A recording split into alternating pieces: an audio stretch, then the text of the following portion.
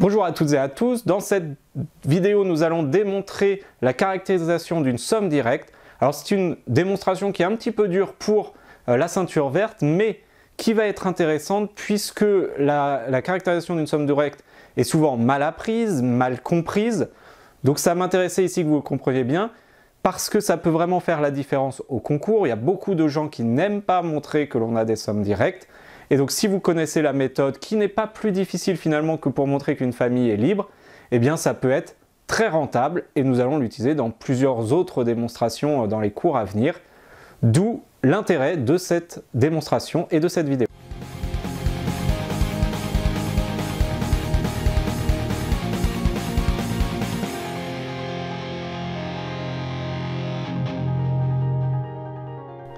Alors pour cette démonstration, on va tout d'abord commencer par regarder ce qu'on veut réellement démontrer. Ici, c'est important de voir qu'on a une forme A équivaut à B, proposition A équivaut à la proposition B avec le si et le seulement 6. Et pour prouver un A équivaut à B, A si et seulement si B, on va procéder par double implication, c'est-à-dire qu'on va prouver que A implique B, et puis que B implique A. Avec A qui va être la proposition, la somme des FI est directe, et puis B qui va être on a pour tout X, etc. Alors ça c'est un petit peu plus compliqué. Mais en gros pour tout X, 1 jusqu'à XP appartenant à F1 croix FP, eh bien si la somme des XI vaut 0, alors tous les XI valent 0. Et ça, c'est vrai, quels que soient les XI, ça va être très utile. Alors évidemment, il faut connaître absolument ce que signifie être une somme directe. Donc on est en somme directe. Si et seulement si pour tout X, on va trouver un unique jeu. Alors on ne peut pas parler de coordonnées, puisque les coordonnées, on parle dans les bases, mais un unique jeu de vecteurs, tel que X s'écrit comme la somme des X1 plus X2 plus XP. Ce qui est important ici, c'est pas que les XI existent, puisque ça, c'est forcément le cas si vous prenez la somme des FI, mais c'est bien qu'on peut l'écrire d'une manière qui soit unique. Alors, on va montrer déjà que A implique B, c'est-à-dire que on va supposer que la somme des FI est une somme directe. Donc, la somme des FI est directe, ça signifie que pour tout X, il existe un unique X1 XP, et ce qu'on veut démontrer, c'est que pour tout X1 XP appartenant à F1 F2 croix FP, eh bien, la somme des XI est égale à 0, alors les XI valent tous 0. Donc ce qu'on veut démontrer finalement, c'est la fin, quand on a supposé qu'on a X1 XP, donc on va prendre soit X1 XP appartenant à F1 croix FP. Je rappelle que cette notation signifie que chaque XI appartient à FI, tel que X1 plus XP, donc la somme des XI est égale au 0 de E. Or, eh bien, il faut maintenant montrer que tous les XI sont égaux à 0, mais en fait 0 on peut l'écrire d'une autre façon. 0, alors c'est le 0 de E à chaque fois, 0 plus 0 plus 0, etc. plus 0 et aussi est égal à 0. Et 0, ça appartient à F1, puisque F1 est un sous-espace vectoriel. 0, ça appartient aussi à F2, puisque F2 est un sous-espace vectoriel. 0 appartient à F3, etc. Finalement, 0 appartient à FP. Vous pourriez remplacer ici, bien sûr, tous ces zéros par, et ça vous pouvez le faire à chaque fois pour tout I appartenant à 1P, 0 appartient ici à FI. Mais ce qui veut dire que cet élément 0, 0, 0, 0, 0, 0, c'est un élément de F1 croix F2 croix FP, et du coup tous ces éléments-là qui appartiennent au bon ensemble, comme 0 c'est un élément de la somme des FI, eh bien il y a une décomposition qui est unique. Or, on a ici deux décompositions, donc les décompositions sont les mêmes. Donc forcément, on va faire ce qu'on appelle une identification ici. x1 eh bien, est égal au 0 au premier des zéros. Donc tous les xi vont être égaux à 0 par unicité. On va désormais montrer ceci dans l'autre sens. On va supposer la prémisse, c'est-à-dire que donc pour tout x1, xp appartenant à f1 croix fp, la somme des xi égale à 0 implique que pour tout i, xi est égal à 0.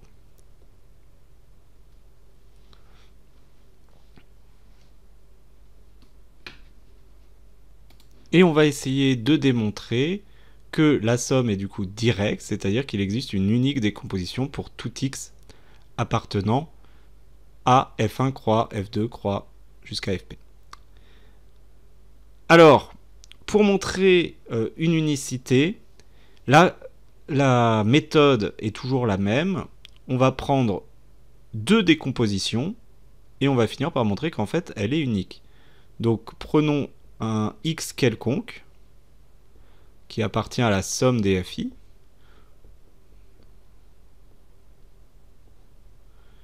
Et supposons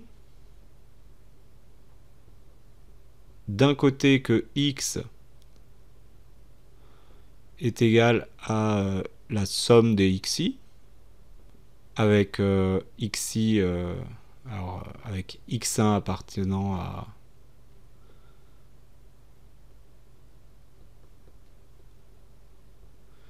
f1, avec x2 appartenant à f2, etc. Donc ça appartient à la somme des fi.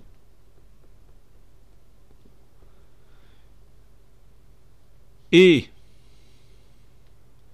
que x soit aussi égal à une somme des xi tilde.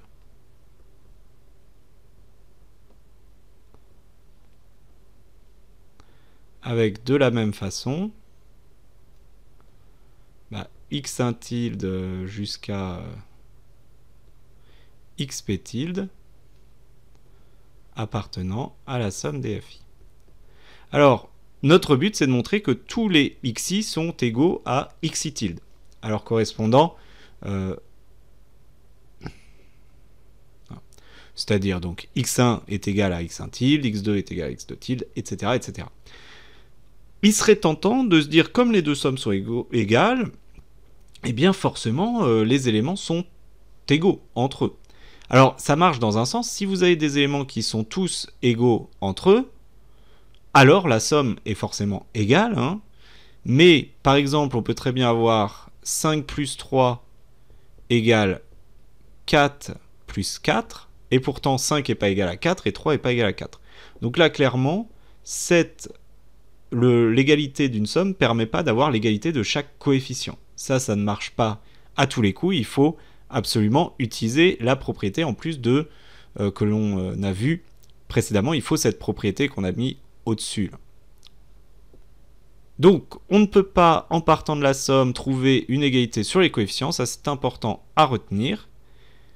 Que peut-on faire avec ceci? On peut quand même néanmoins écrire que les deux sommes sont égales, puisque les deux sont égales à x.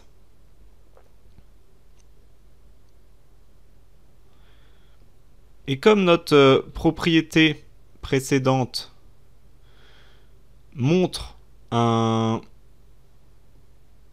ici une somme des xi qui est égale à 0, on va essayer de se ramener à 0, ça va être l'objectif. Donc on va passer tous les x1 tilde, x2 tilde, etc. de l'autre côté, et puis on va les rassembler avec les coefficients qui sont les mêmes.